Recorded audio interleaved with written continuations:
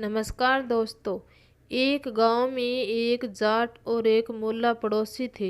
दोनों का घर आमने सामने था, मगर दोनों एक दूसरे को फूटी आंख से नहीं सुहाते थे।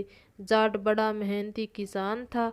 सारा दिन खेतों में काम करता, और जब खेतों में कभी कभार काम नहीं होता तो घर पर पशुओं के कामों में लगा रहता था। उधर मौलवी पढ़ा लिखा था। ज्यादातर अपने घर के बाहर बने चबूतरे पर सफेद कपड़े पहने बैठा रहता था। मौलवी खुद पढ़ा लिखा और जाट अनपढ़ सारे दिन काम करता, तो उसको लगता कपड़े मेले कुचले से पहने रहता है। इसी के चलते मौलवी जाट को अपने से छोटा समझने लगा था। जब भी जाट किसी काम के लिए अपने घर से बाहर निकलता तो मौलवी बात बात पर जाट का मजाक उड़ाता, जिसके कारण जाट उसे बड़ा तंग हो गया था। कभी कभी मौलवी जाट को तंग करने के लिए झूठ भी बोल देता था।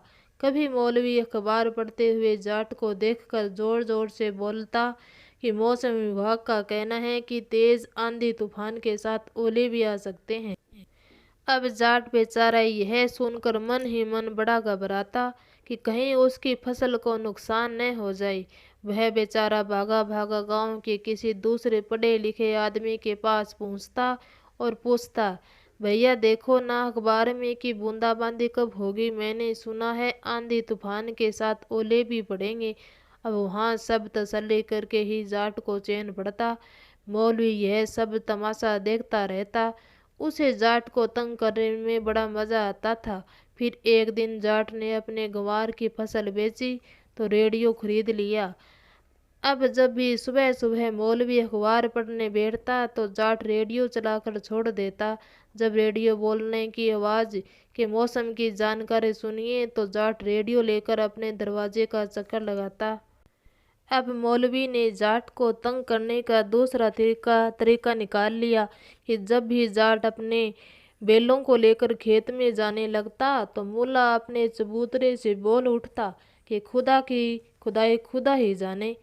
बात तो ठीक थी, मगर मुल्ला जी से कहते हुए सुना तो जाट उसे चिढ़ जाता था। जाट को यही लगता कि मुल्ला उसे चिढ़ाने के लिए ऐसे ऐसा कह रहा है कि खुदा की खुदाई खुदा ही जाने। अब जाट ने खूब सोच विचार किया। बेचारा पढ़ा लिखा तो था नहीं, नई शब्दों के हेर फेर जानता था, मगर मुल्ला को चुप कराना भी जरूरी था। जाट ने अपने खेतों में जाने के समय भी आगे पीछे कर लिया, मगर मुल्ला वहीं बैठा पाता। एक दिन जाट महंतरे अपने खेतों को लेकर घर से निकला तो मुल्ला जोर जोर से फिर बोल उठा कि खुदा की खुदाई खुदा ही जाने। जाने बिना सोच विचार कर कह दिया कि तेरी खुदा की खुदाई मैं ही जानूं। सो मुल्ला को अब लगा कि जाट उसका अपमान कर रहा है।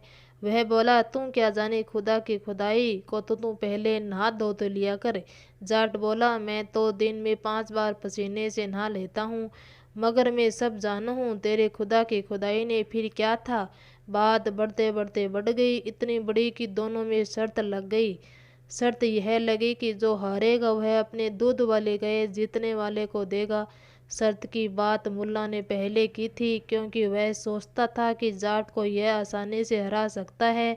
इस तरह वह उसकी गायें भी हथिया लेगा। दोनों ने शर्त को स्वीकार कर लिया और पड़ोस के 2-4 लोगों को लेकर वे दोनों उसी इलाके के काशी के पास जा पहुँचे। लोगों ने उन दोनों की बात को ध्यान से सुना।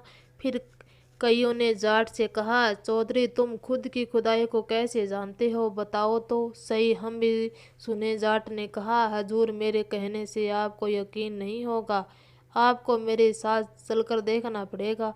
काजी को भी अब जानने की इच्छा हुई कि जाट क्या दिखाना चाहता है। अगर वह चाहता तो वही कहकर सुनकर फैसला कर देता, मगर उसने जाट के साथ चलने की हाँ भी भर ली। जाट अब कई मुल्लक और कुछ अन्य लोगों को अपने खेतों के पास बनी एक झील के किनारे ले गया और वहां जाकर बोला, हजूर यह झील क्या खुदा ने खुदाई की है, तो क्या इस बाप ने किसी किसी के बाप ने इसकी खुदाई की है। अब जाट की बात सुनकर कई भी अचंभे में पड़ गए कि बात तो कुछ से नहीं, मगर सोचे तो अर्थ गंभीर है, क्योंकि यह झील तो कुदरत से बनी है और वह मन ही मन सोचने लगा कि अगर खुदा ने नहीं खुदाई तो कुदरत का अपमान होगा। अतः जी ने सब लोगों ने खूब सोच विचार कर न चाहते हुए भी फैसला जाट के पक्ष में दे दिया। देर रात को मुला नजर नहीं आया। चोट खाया हुआ मुला भीतर ही भीतर जाट से बदला लेने की सोचने लगा। उसने खूब सोच विचारा और फिर उससे अगले दिन बैठा।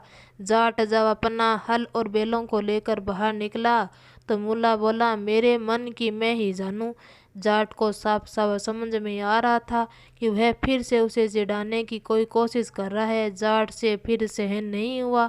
मन ही मन जाट सोचने लगा कि अब की बार कुछ ऐसा हो कि मुल्ला से हमेशा के लिए छुटकारा मिल जाए। उसी शाम जब जाट अपने बैलों के साथ घर आया तो मुल्ला फिर बोल उठा, मेरे मन की मैं ही जानूं। जाट से अब रह नहीं गया और बोला, मुल्ला तेरे मन की मैं ही जानूं। मुल्ला तो इसी तक में था कि कब जाट बोले तो मैं अपना हिसाब बराबर करूं। मुल्ला अब झट ने बोला, शर्त मेरे मन की मैं ही जानूं। जाट बोला, लगी शर्त तेरे शर्त मन की मैं ही जानूं। फिर क्या था, दोनों में शर्त लग गई कि हारने वाला जीतने वाले को अपना घर देकर दूसरे गांव चला जाएगा। शर्त लगी तो मुल्ला को खुशी की सीमा नहीं रही। वह मन ही मन खुश था कि अब की बार जाट को हराकर मजा चखलाऊंगा। अब की बार इस जाहिल गंवार जाट से हमेशा के लिए पिंड भी छुटवाऊंगा। जाट ने फिर कहा, सुबह तक सोच लेना कि फैसला किससे करवाना है। जब मुल्ला ने सुना तो सोचा कि कई और जाट कहीं मिले हुए तो नहीं हैं। अब मुल्ला ने सोचा कि जाट के हक में फैसला न सुना दे।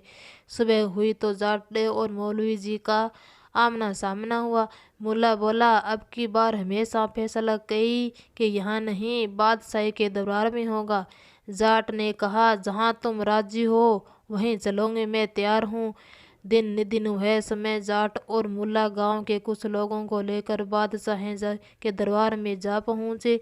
उन दिनों बादशाह अक्सर उदास रहते थे क्योंकि दवा दारू फूंक दुआ मन्नत के बावजूद भी उनकी बेगम को कोई औलाद नहीं थी और इस बात को सब जानते थे। खैर जाट मुल्ला ने अपनी बात को बादशाह के सामने रखा।